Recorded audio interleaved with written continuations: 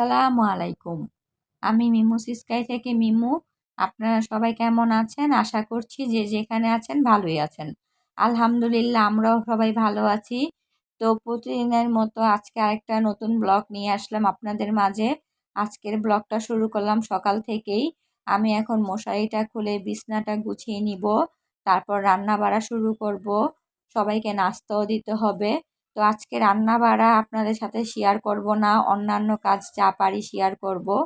এই তো রান্না বাড়া শেষ করে সব কাজকর্ম শেষ করে আমি আর আমার ননদ এখন তিনতলার নতুন রুমে আসলাম। আমরা যেহেতু দেওয়ালে রং ব্যবহার করি নাই, সিলার ব্যবহার করছি, তাই রঙের মতো ফিনিশিংটা সিলারে আসে নাই। তো আমি আমার ননদকে বললাম যে যেই পাশে খাট রাখবো চল ওই পাশে একটু রং দিয়া ডিজাইন করি। তো আমার ননদও বলল চলো ভাবি করি। তো আমি আর আমার ননদ মিলা এই পাশের এই দেওয়ালটাই শুধু আলপনার মতো রং করছি। দেওয়ালটা আর একটু সিম্পল কইরা ডিজাইন করলে সুন্দর হইতো, কিন্তু আমরা যেহেতু প্রফেশনাল না, সিম্পল করতে যাইয়াও কাজের মধ্যে গর্জিয়াস হয়ে গেছে। তো আমরা কোনো টাকা পয়সাও খরচ করি নাই এই দেওয়ালটা রং করার জন্য, ডিজাইন করার জন্য। ঘরে যে রং ছিল ওই রং দিয়ে ডিজাইন করছি।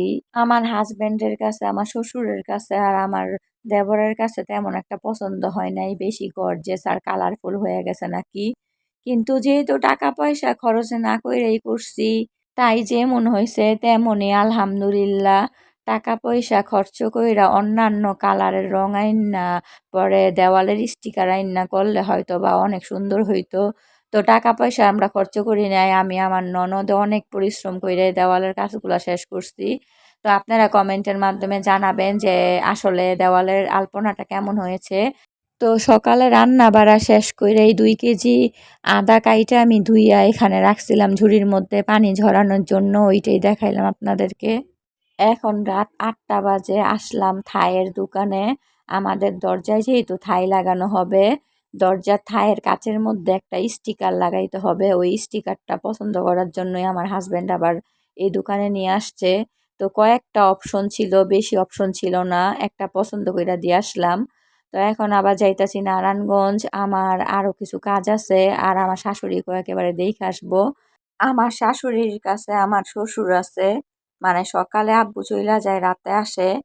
তো আমার হাজবেন্ড সব সময় যাইতে পারে না মাকে দেখতে, কারণ তার অফিস থাকে। তো আজকে এখন রাত্রে যাইতাছি, যেহেতু নারায়ণগঞ্জ যাব, মাকে দেখে অন্যান্য কাজগুলো সব সাইরে আসবো। আগে যাব হসপিটাল, মাকে দেখবো, তারপর যাব অন্যান্য কাজে। মাকে হসপিটালে দেইখা আমরা আবার এখন কালীবাজার আসছি। আমার হাজবেন্ড আমার শাশুড়ির জন্য ড্রাগন ফল নিতাছে। ফলগুলা আমরা বাসায় নিয়ে যাব। আমার শ্বশুর যেহেতু প্রতিদিন সকালে মার কাছে আসে হসপিটালে, তো আব্বুর কাছে আমি কাইটা বক্সে বইরা দিয়া দিব।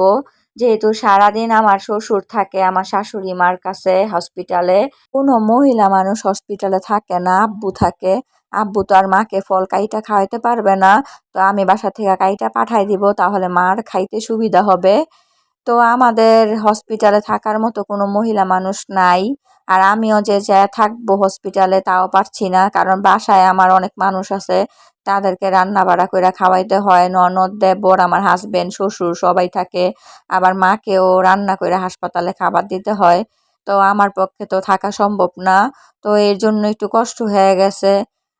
যাই হোক, বিপদ চইলা যায়, আল্লাহ বিপদ দেয়, আবার আল্লাহ এই বিপদ নিয়ে যায়। তো আমাদের জন্য দোয়া করবেন যাতে সবকিছু সহজ হয়ে যায় সবার জন্য।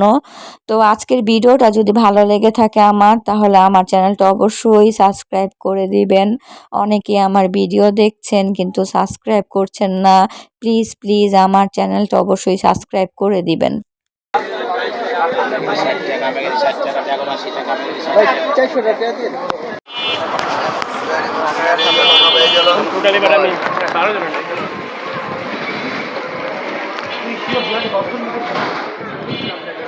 মাত্র বন্ধ করো।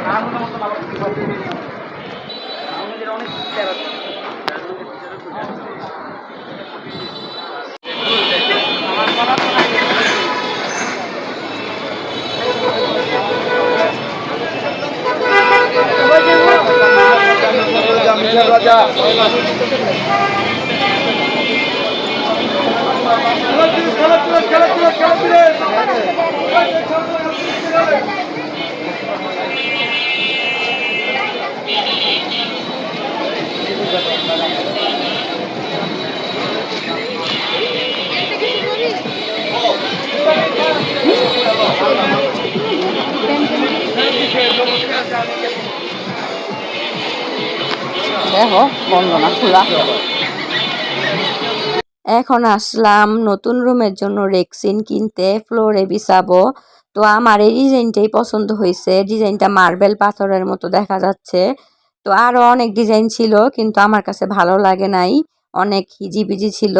তো এই দোকানটাতে অনেক সুন্দর সুন্দর পাপোশ পাওয়া যায়, টেবিল রানার পাওয়া যায়, সোফার কাভার পাওয়া যায়, ডাইনিং টেবিলের কাভার পাওয়া যায়, অনেক সুন্দর সুন্দর পাপোশও পাওয়া যায়। এই দোকান থেকে আমি এর আগেও কয়েকটা পাপোশ কিনছিলাম নতুন রুমের জন্য।